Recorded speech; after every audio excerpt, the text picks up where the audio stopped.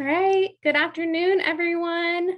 Thank you so much for joining us today for the Procuring Native Produced Foods webinar. I just have a couple of housekeeping notes for you.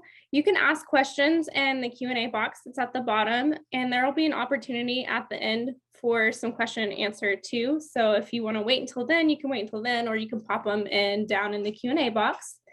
We will be posting this presentation on our YouTube afterwards, so look for that in the next day or so. And then now I'm just going to turn it over to our staff attorney here at Indigenous Food and Ag Initiative, Kelly Case, who is a citizen of the Chickasaw Nation. So Kelly, I'm going to hand it over to you. Hi, everyone. Let me start sharing my screen and we can jump right in. Alrighty. How does that look, Maribel? Looks good. Wonderful. All right, so we can start with just see if I can move through. There we go. Oh, we skipped right through our founding. So just to touch on the founding and the background about the Indigenous Food and Agriculture Initiative, which I'm going to shorten to IFAI as we move through because it's just a touch quicker to say. We were founded in 2013 at the University of Arkansas School of Law by our Dean Emeritus, Stacy Leeds, and our founding director, Janie Sims-Hip.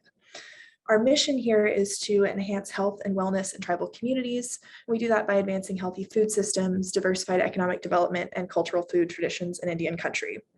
Now that sounds kind of broad, so stick with me. Here on this next slide, you can see just a sampling of some of the work we get to do in Indian country. So the highlights are the Model Tribal Food and Ag Code, and another one is the Native Farm Bill Coalition. We get to participate in that, and that's definitely at the forefront here as we gear up for the 2023 Farm Bill. But one of the best kinds of work we get to do is to work directly with tribes that come to us with their own specific challenges or growth opportunities and helping them meet their goals. So please, please, please think of us as a resource as you move through, and we'd always love to answer questions or help however we can. Before we jump in fully to procuring native produced foods, I want to talk to you a little bit about the current state of Indigenous food systems so you can contextualize what we talk about going forward kind of in the current state. Right now, we face a lot of challenges with Indigenous food systems. They include things like reliance or dependence on federal nutrition programs. Sometimes we have to rely on non-native retailers and distributors. We have issues like food deserts or limited access to nutritious foods. There's limited sharing of foodstuffs or cultural historical knowledge, might be deficient market access, or a need to encourage local and tribal production. Some of these things were really brought to the forefront during the pandemic. We can see a wonderful survey done by the Intertribal Ag Council, who you'll hear more about later on today. They were able to talk to producers and see what some of the impacts on the ground were. We saw things from our native producers like a loss of sales, reduction in workforce. They lost cash flow reserves. They also saw the supply chain disruptions, and closure of businesses was also rampant in Indian country. So with all of that in mind, let's talk about some of the potential benefits that come with procuring native foods.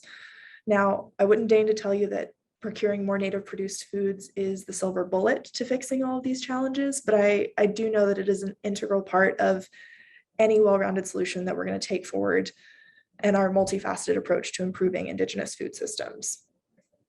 Now, some of these potential benefits include more of the food dollar staying within our tribal communities. We're supporting local economies. We get to preserve cultural farming and production practices. There's a ton of opportunities for feeding our people and encouraging production and economic development, generating revenue, possibly if that's the foremost goal. There's options to vertically integrate and offset costs for other operations, put land into production if that's something you're seeking to do. And we might be able to access and create market opportunities or create and preserve institutional knowledge that wouldn't otherwise have the opportunities. Now we can get into the big parts, which is how do you even find native produced food? That's a question we get asked surprisingly often. One fantastic resource is from the Intertribal Agriculture Council. I mentioned them just a little bit earlier. Since 1991, they've been working on the made/produced by American Indians trademark. So started working in 1991, have been overseeing and marketing this particular trademark since 1993. So nearly 3 decades strong. They've clearly got it something right in what they're doing. This trademark is part of the IAC's American Indian Foods Program. And essentially what this allows producers to do is become a part of this network. And to become a part of this network, producers need to either be federally recognized tribal members or tribal entity, Alaskan Village. At least 51% of the business must be owned by one of them. Additionally, it could be a tribal government or other tribal documents. And these are LIDs or enrollment cards, tribal council resolutions, or an authorized statement from the current tribal exec leader. But IAC is your contact point for this particular listing of producers. Now, one way that IAC has put it all together is through the directory. Now, this is an interactive map, so if you, like me, love a visual aid, this will be right up your alley. It is essentially a directory of all the producers who participate and use this made/produced by American Indians trademark from IAC. Producers can be broken down by type of product, by geographic location. You can see some on these states here. So if you're maybe for particular in your region, pull it out by state. If you're looking for, man, I really am looking for this particular type of product or commodity, you can filter it that way as well. And then through this directory, it'll link out to those individual producers so you can reach out to them individually. Super handy. Another method is possibly one more community specific, are tribe specific resources. Now, as we all know, every tribe is different, but there are a ton of opportunities often within tribal communities to find directories, lists, contacts for Native producers in your area. Some individual examples that I was able to pull here, the Cherokee Nation has a certified directory for Cherokee-owned or Native-owned businesses. The Chickasaw Nation has a business network. Muskogee Nation, through their Contract and Employment Support Office, I believe they shorten that to CISO, has a list of Indigenous-owned businesses in the area. You might also look to economic development or business programs within your tribe. While that's a little broader than the agricultural producers you're probably trying to locate, it can be an excellent starting point. And finally, of course, tribal departments of ag are incredible resources. Even if they may not have a list of all the Indigenous producers in your area, they're certainly going to know who to contact, who they work with every day, and they will be a great conduit for reaching out to Indigenous producers. I also want to highlight the Census of Agriculture. The most recent one was from 2017. We're gearing up for another one, so keep an eye out for all of that good information to come out. The Census of Agriculture breaks out information by reservation or region, and it is commodity specific, meaning we're not going to see individual producers as their data is protected under this. We don't want to invade anybody's privacy through a census like this, but what we will do is have access to commodities in the area and in the reservation specifically, so you can kind of see trends of what produce or opportunities are right in your area. And that's a great starting point for then seeking out producers that have those certain types of products. All right, we talked about where to find Native producers and Native produced foods. Let's talk next about where these Native produced foods can be used. One really exciting opportunity I've gotten to see come to fruition is the FDIPR food distribution on Indian reservations. It's a mouthful, stick with FDIPR. 638 process. And what this FDIPR 638 opportunity is, it came about in the 2018 Farm Bill, and it provides an opportunity for tribes or intertribal organizations to take over the sourcing of the food for these food packages. Here's a breakdown of kind of the difference in FDIPR 638 sourcing versus regular sourcing. So under the traditional regular sourcing, food is sourced at the national level by the USDA. So vendors are set by the USDA. They have to be certified by the USDA, and their warehouses are all at a national level. With the 638 sourcing opportunity, vendors are chosen and standards are set by the tribe. So there's a huge opportunity to support local Indigenous farmers, not only from the tribe that's sourcing, but from other tribes in the area, and encouraging market access that way. Whereas if it's on a national level, Indigenous producers might not have access to that particular market. When it's made more local and tribe specific, it opens up a world of opportunities. This particular program is in its pilot phase, I believe, participating at this moment, but we are anticipating future rounds of application, future funding to opportunity. Next, we can talk about the Farm to School program. So this particular program is a partnership between local schools and farmers and communities that provides fresh and locally grown food to school children. Some quick figures for you are that there are 185 Native schools serving 40,000 school children. So huge opportunity here for sourcing from Indigenous producers that are local. Now, there are some considerations with this particular program. You might need to source a considerable amount of food. So Indigenous producers might need to start producing additional volume. There might be certain certifications they have to meet. And also there's a price consideration because this is a federally set rate for these food products as opposed to maybe the rate you would see at a farmer's market. And that all has to be considered with the producer's current production volume and what they can afford to produce at certain prices. But it, much like the 638 program, is a great way to encourage local markets for these national programs. Next, let's talk a touch about the Gus Schumacher Nutrition Incentive Program. This, like everything else, has a snappy acronym. They're calling it GusNIP. Through GusNIP, it provides funding opportunities to conduct and evaluate projects, providing incentives to increase the purchase of fruits and vegetables by low-income consumers. Now, this is a mouthful, and there are multiple grant types associated with this. One of particular interest, I think, for our purposes today is the Produce Prescription Program. It incentivizes prescriptions of fresh fruits and vegetables in addition to nutrition ed, so we can increase the procurement and consumption of fruits and vegetables. What this means is there's an opportunity to prescribe fresh fruits and vegetables into the diets of people in your community. And by doing so, you can increase procurement of those particular foodstuffs. That means, once again, we've created a market opportunity for local and Indigenous producers in your area. Now, there are also multiple project types. So, like I said, multiple grant types, multiple project types, meaning it can range in size from how big you want your program to be. Maybe you're looking at a pilot project to test things out, or maybe it's a large-scale project across multiple regions. All of that's accounted for in the GusNIP program as well. Like we talked about finding native foods at a tribe-specific level, we can also talk about using foods at a tribe-specific level. Tribal businesses or programs are an excellent opportunity to put these native procured foods to use.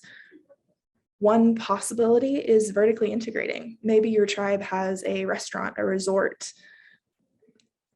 agritourism happening, and you want to be able to source the foods from your own farm or maybe your own tribe's members. Now, one thing that this does is take food dollars that would otherwise go to a third party outside of your community and instead direct them back into the community, either to the tribe or to the individual producer. Other opportunities are existing tribal programs. Maybe you have something that provides healthy foods to elders or to tribal youth. This is a great way to integrate your local producers into those programs and, again, strengthen that market. Finally, you may be looking at expanding one of your current programs, or you might look to creating a program. Maybe some of these things we've talked about today interest you. Some of the things you'll probably want to look at include cost of that, funding, programmatic restraints. What is staffing going to look like? What infrastructure do you need? How does it coordinate with other programs? All of these are things to consider in that process, but it is a wonderful chance to expand on maybe something great you already have in place.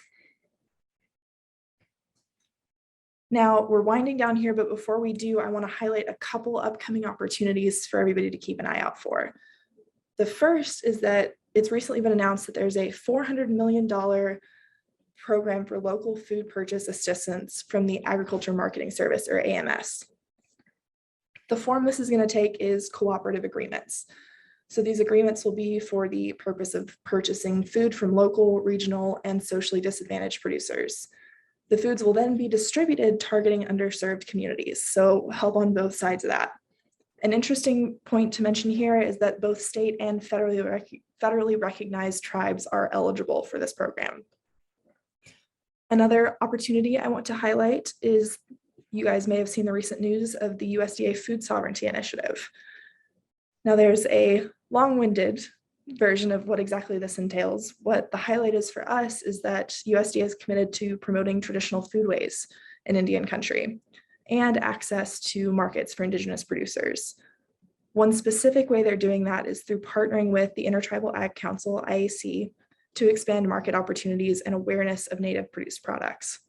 Now, we don't know exactly what that will consist of yet, but I think USDA's commitment to expanding these marketing opportunities will indicates growth opportunities in this particular area for us. This is a quick resource page. I know I mentioned a lot today. So if you're interested in the producer directory, the census information, 638 stuff that I talked about, farm to school program, GusNIP opportunities, or that AMS program coming up, all of that's right here for your quick reference. Okay, I know I went through that kind of fast, so if any questions have come up, I'd be happy to talk through them now. Let's see what I got.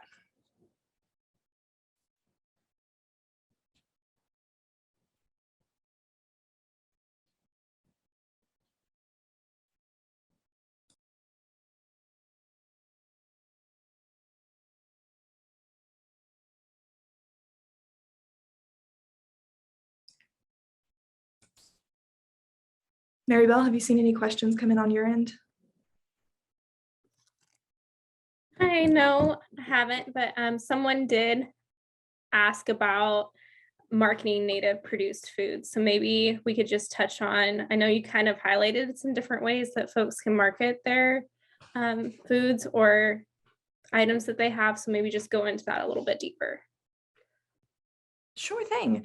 I might ask for a touch of clarification. Are we talking about marketing as in how do we brand these items so people know that they're native produced products, or marketing as in finding access to markets and using those particular pathways like we talked about with the 638 or GusNIP or things like that? If you're willing to clarify for me. If not, I can probably try my best to answer both sides of that. Kayla, would you want to kind of help her? Oh, the first option, she said, okay. Gotcha. Okay, so trying to figure out how to brand or let people know that what they're purchasing is native produced foods. I think that's something at a tribal level that could happen internally. Maybe there's a tribe specific program that not only encourages native producers, but also gives them a single, trademarks are always an option, but maybe a specific logo or something like that. And it has the weight of some type of qualification program put forth by the tribe or governing body. What I can tell you is that there are some particular laws around what can and can't be marketed as a native produced good.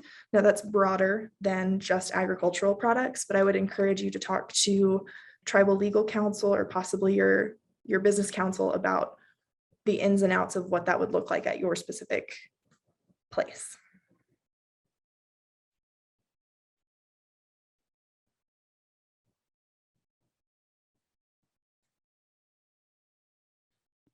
Okay, we did get another question in. What changes are you most hopeful for through the USDA Food Sovereignty Initiative? Oh, okay. Well, I'm very excited. We did do a big announcement in our office, and everybody, like, if we could have high-fived, we all would have been high-fiving. We're definitely excited for all the changes we're going to get to see. I think the opportunity that I spoke about with IAC's, USDA's partnership with IAC for marketing Indigenous produced products is going to be incredible. I think there's opportunities in a lot of the food nutrition programs. One program I get to work with, FDIPR, an opportunity for relying on that partnership between IAC and USDA to encourage and create those connections for sourcing tribally produced foods into these national food distribution programs. FDIPR is not the only one, there are a few others, but I think it's going to create a lot of opportunity that I'm very excited to see.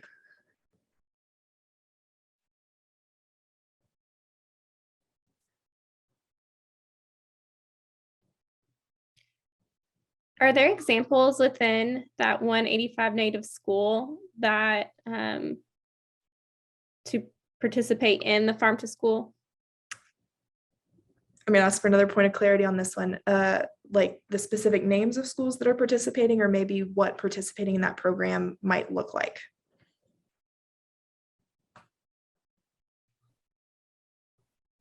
Both, got it. I don't have specific names of schools participating. If you want to check out some of our IFAI resources, shameless plug for us there. We do have some descriptions of farm to school program through our EATS resources, our EATS Academy resources, and who to reach out to figure out what schools are participating in your area, or possibly how to start that participation process. As for what that participation can look like, again, it takes specific forms for specific agreements, but one of the I've seen neat things like gardens on school campuses that are attended to, and so the kids get to attend to them and reap the benefits of them. I've also seen individual producers get to provide snack time for students, and so there's a learning part of it where they get to talk about how the foods are grown and what that process consists of, and they also get a really good snack at the end of the day, which I think is probably a great incentive to get them to listen to how the foods are grown. But again, tons of options on that side as well.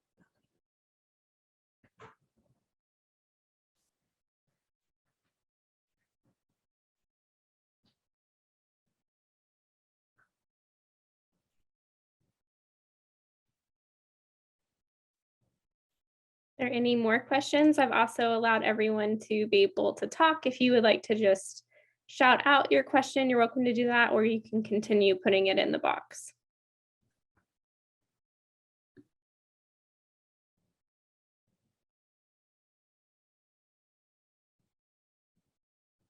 I'm always more than happy to answer questions, but please know that I will make sure everybody can see the last slide of this presentation, which has contact information, our website here at IFAI. So if maybe something's just percolating in your brain now and pops up for you later, you'll have contact information for all of us here at the office, so you can reach out whenever you feel up to talking with us about it.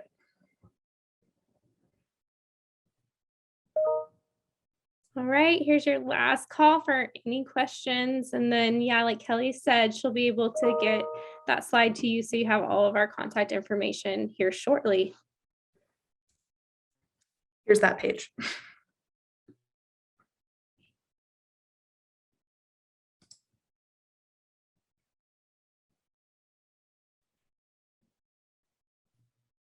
All right, well, seeing as there's no more questions, oh, wait a second, there is one. Can you share an example of vertical integration? Absolutely, I'd be happy to. So one of my favorite ones, thank you, Ag Business School, is possibly a business or an entity.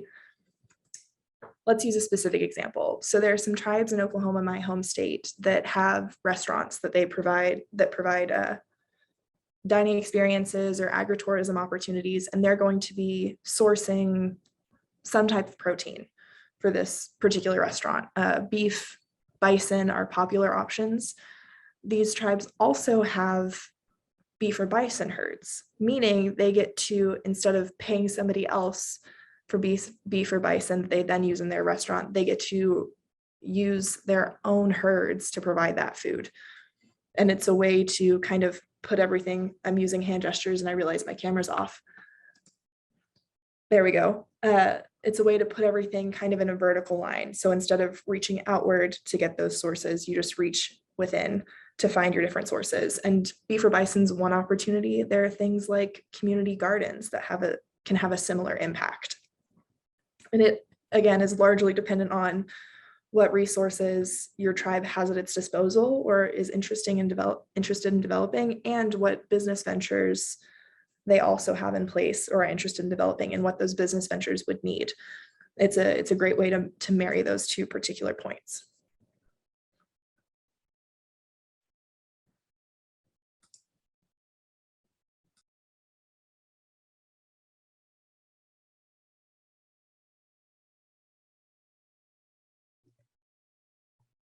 Can you speak to challenges of vertical integration and tips for success? I can certainly try. So challenges to vertical integration, I mentioned earlier that it's largely dependent on what resources your tribe presently has available. So those business ventures that your tribe has in place, whatever that may be, and your resources available may not match up, meaning that requires a development of a new program or different opportunity that may not already be in place. So there could be a large capital outlay if those things don't match up already. I think tips for success, again, we can talk about the interplay between the two, is making sure that you have the resources in place. So say it's your beef or bison herd. In the instance that the restaurant the tribe owns is sourcing, thousands and thousands of pounds of meat a week, is your current resource going to be able to meet that need in its entirety, or will you need to reach further out? So really taking stock of not only your capabilities, but also that match and how you can grow or change one or the other to better match, I think is a really important part of the starting process, so that you make sure going forward, things have a good base.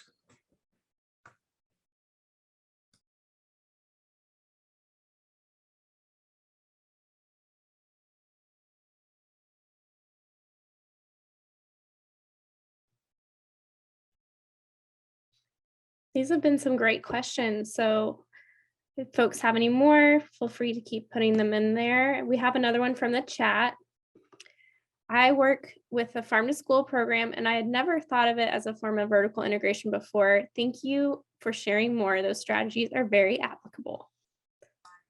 Well, thank you. I'm so happy I could offer something in here. And like I said earlier, I don't know if you're seeing this chat box over the contact screen. All of our contact information is here. So if you want to chat more about those farm to school programs or what that can look like, we are always here to help however we can.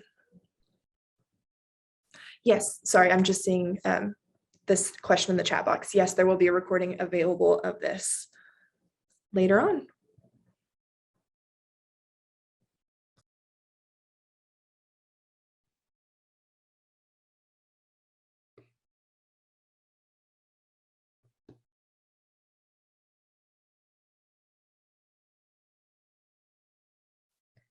Okay. Well, like Kelly said, we will have the recording put on our YouTube, hopefully by tomorrow. So you can look for it there. I'll also send out an email to y'all with a link, and then I can also include her last slide so that you have access to that, and maybe even include some of the links that she had right before this last slide, so that if you're interested in looking at some of the stuff that she cited, you can go and check that out for yourself. And can you think of anything else, Kelly? I can't, but I'm so grateful you guys were able to join us today. And I'm very excited to see how sourcing native foods increases and all the new opportunities we're going to get to see in the next few years. Right. Thanks everyone so much for attending.